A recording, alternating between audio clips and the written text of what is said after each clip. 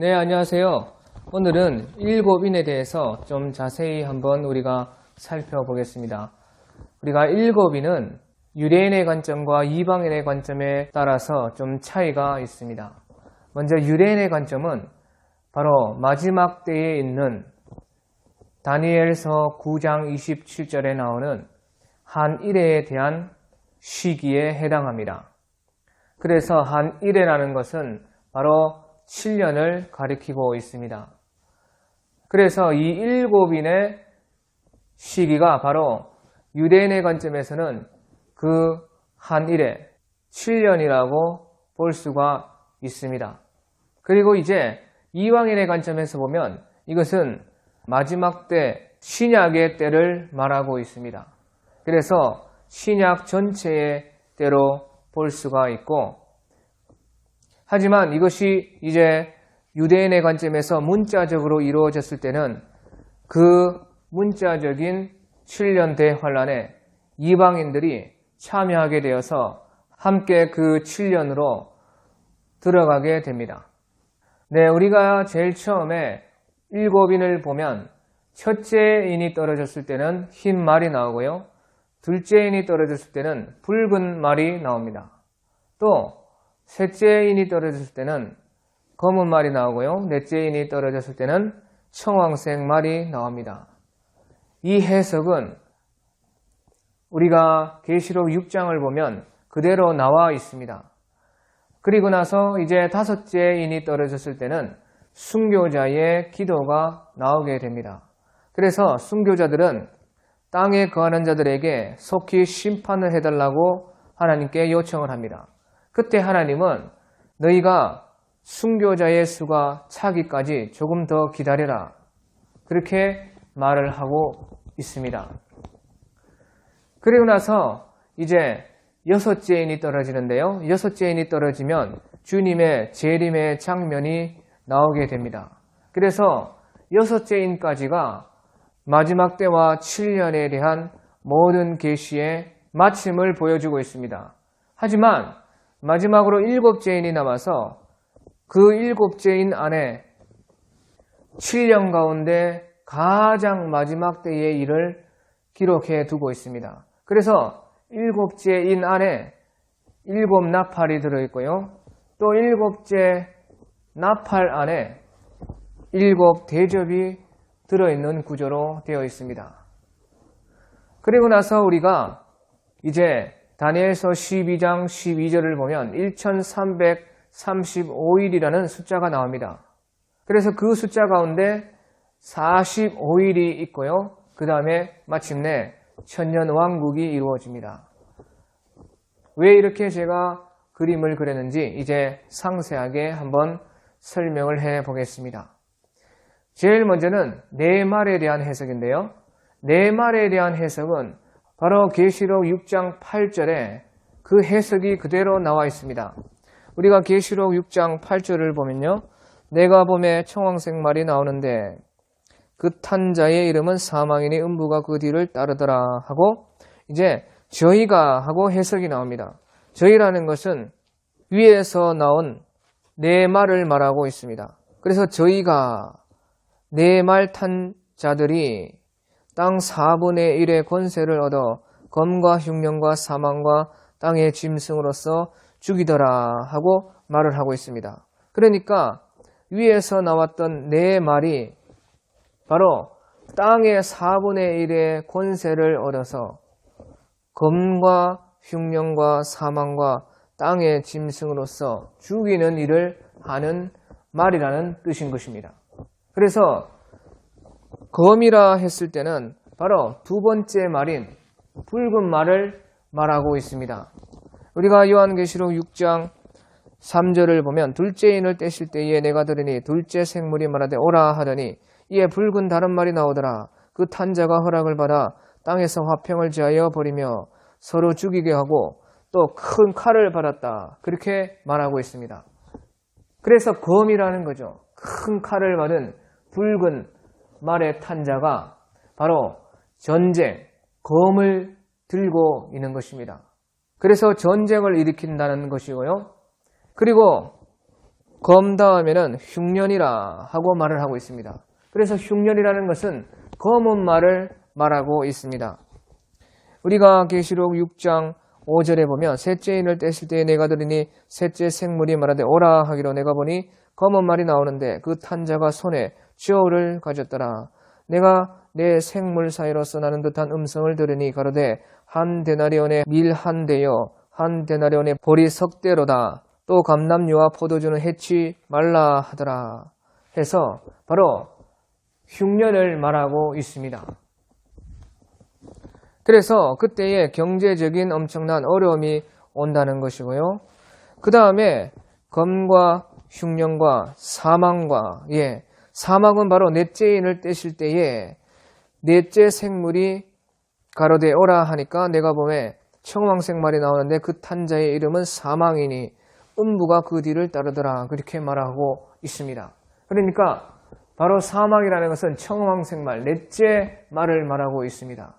그런데 검과 흉년과 사망과 땅의 짐승으로서 죽이더라 하고 말을 하고 있습니다. 여기서 가장 중요한 것은 바로 땅의 짐승입니다. 땅의 짐승이라는 것이 바로 첫째 인을 뗄 때의 그 흰말을 말하고 있습니다.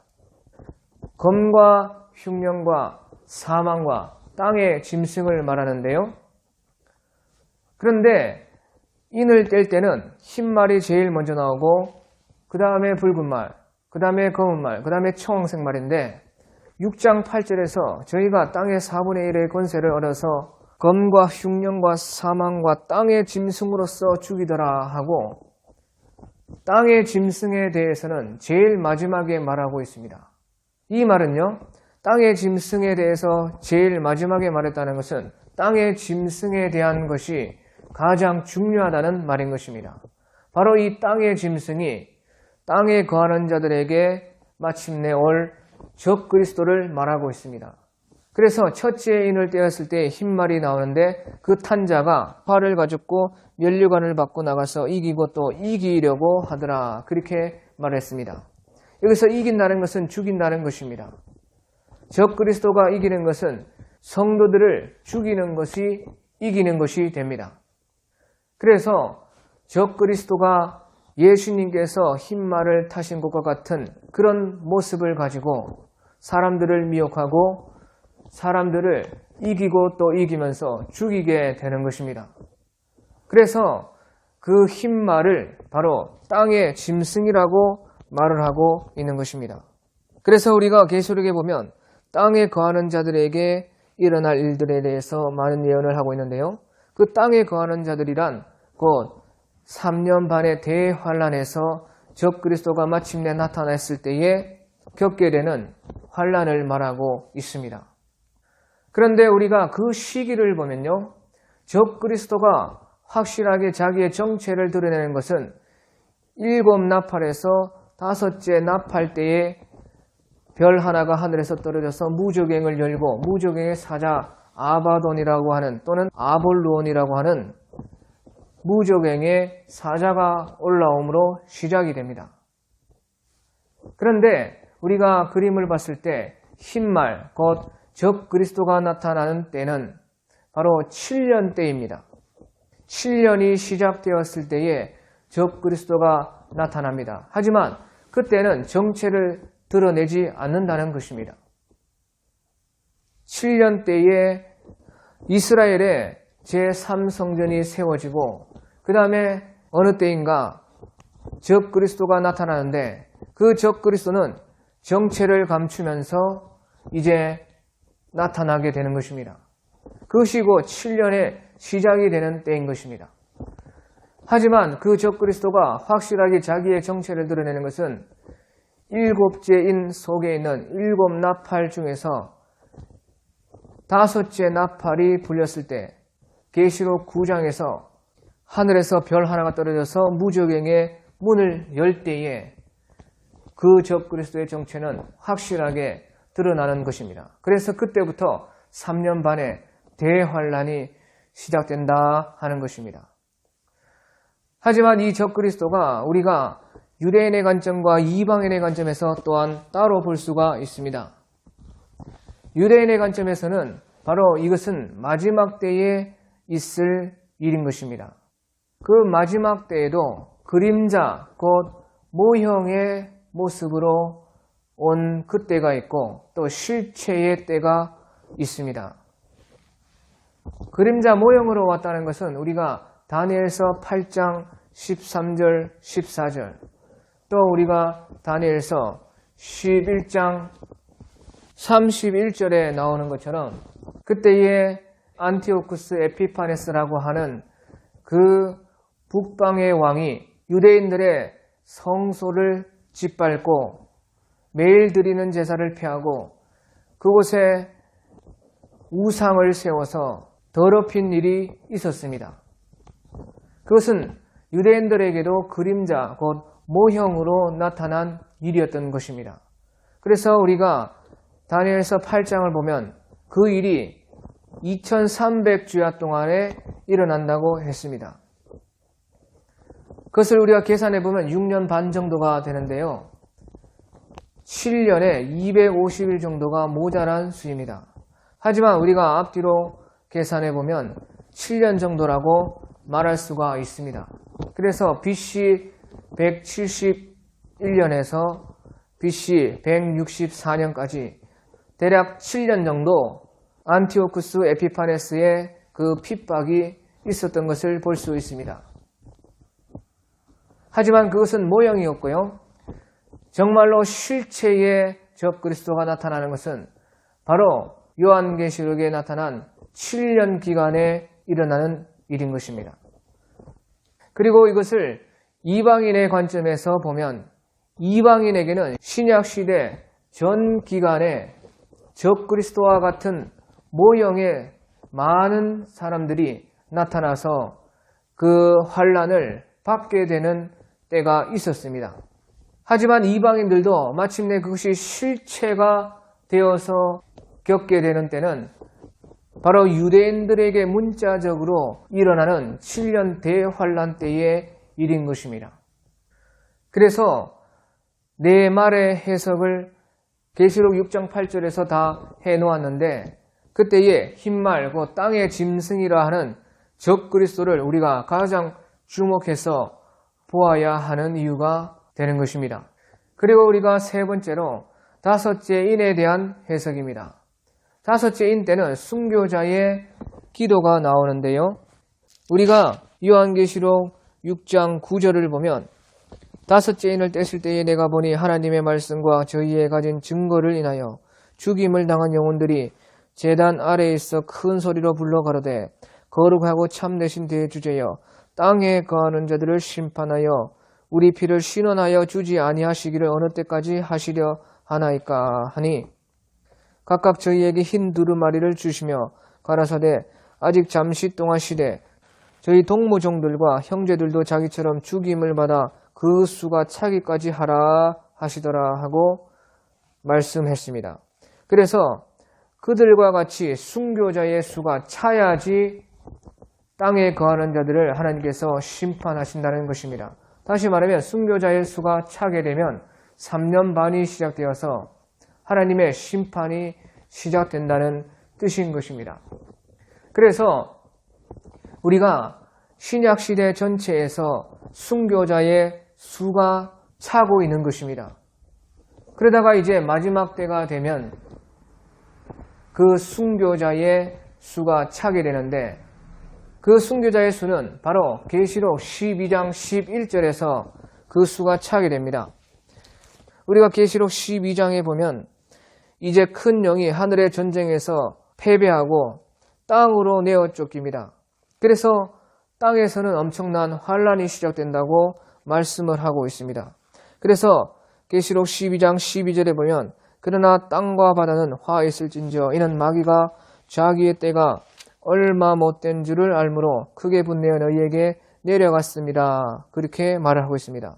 그러니까 마귀의 때는 이제 3년 반밖에 남지 않았기 때문에 크게 분내어 내려갔다는 것입니다.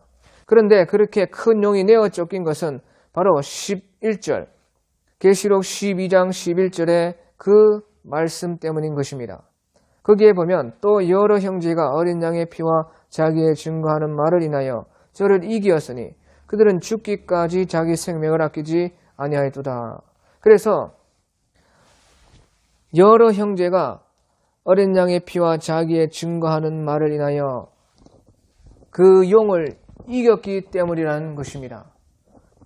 다시 말하면 죽음으로써 그들이 3년 반 전에, 그러니까 이방인의 관점에서 말하면 신약시대 전체의 기간 중에서, 또 이제 유대인들의 관점으로 문자적으로 이루어지는 때를 말하면 곧 3년 반 전 3년 반에 그들이 어린 양의 피와 자기의 증거하는 말을 인하여 영적으로는 하늘의 싸움에서 영을 이겼다는 것입니다. 그래서 그들은 목숨을 잃게 되었고 마침내 이제 순교자의 수가 차게 되고 하나님의 심판이 시작되었다는 것입니다.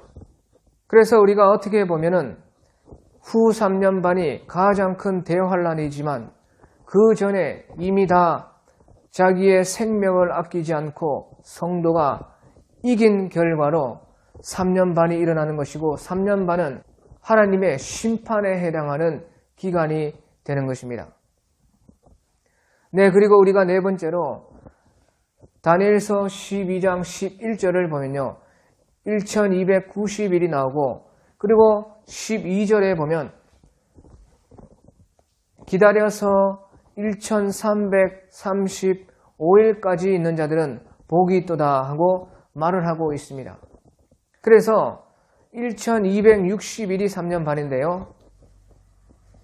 1260일보다 더 많은 30일이 나오고요. 그 다음에 기다려서 45일을 더해서 1335일을 기다리는 자가 복이 있도다 그렇게 말했습니다. 그래서 요한계시록보다 다니엘서에는 75일이라는 숫자가 더 많이 있습니다. 그래서 이 숫자를 해결하지 못하면 요한계시록을 완전하게 이해할 수가 없습니다. 그 30일이라는 것은 바로 큰 지진이 있고 나서 또는 그 30일 중에 큰 지진이 있고 예수님께서 재림을 하신다는 뜻인 것입니다. 3년 반이 있고 나서 큰 지진이 있고 30일 후에 예수님께서 오신다는 것이죠. 그래서 이제 예수님께서 오시면은 45일 동안 심판을 하게 됩니다. 그래서 우리가 계시록 11장을 보면 일곱째 나팔이 울렸을 때에 18절을 보면 11장 18절을 보면 이방인들이 분노하며 주의 진노가 임하여 죽은 자를 심판하시며 종 선지자들과 성도들과 또 물온대소하고 주의 이름을 경외하는 자들에게 상 주시며 또 땅을 망하게 하는 자들을 멸망시키실 때로소이다 하고 말을 하고 있습니다. 그러니까 일곱째 나팔이 불린다는 것은 예수님이 이제 오신다는 뜻인 것입니다. 그때에 주님께서 죽은 자를 심판하고 또 종 선지자들과 성도들과 또 물온대소하고 주의 이름을 경외하는 자들에게는 상 주시고 또 땅을 망하게 하는 자들은 멸망시키신다고 말을 하고 있습니다. 그러니까 큰 심판이 있다는 거죠. 그래서 45일 동안 주님께서 재림하시고 45일 동안은 주님께서 재림하실 때 하시는 심판을 하게 된다는 뜻입니다.